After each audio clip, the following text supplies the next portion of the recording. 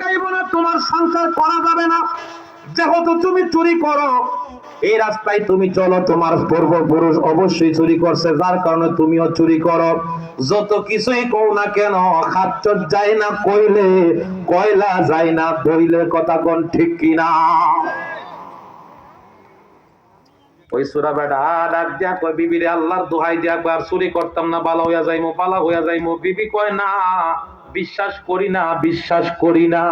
যতই কিছু কও না কেন, তারপরও বিশ্বাস করি না। বিশ্বাস যদি করতে হয়, তাইলে আমার একটা কথা স্মরণ হয়ে গেছে।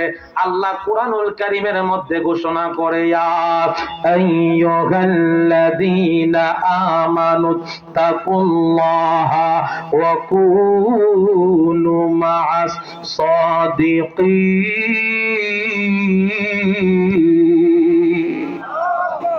ঘোষণা করা। আল্লাহ বলছে, ঈমানদার, তোমরা সত্যবাদীদের সংস্পর্শে চলো, সত্যবাদীদের সাথে চলো। যদি তুমিও লম্পট হও, খারাপ হও, একজন ভালো মানুষের সঙ্গী হওয়ার কারণে একটা খারাপ মানুষ মুহূর্তের মধ্যে ভালো হয়ে যাইতে পারে কি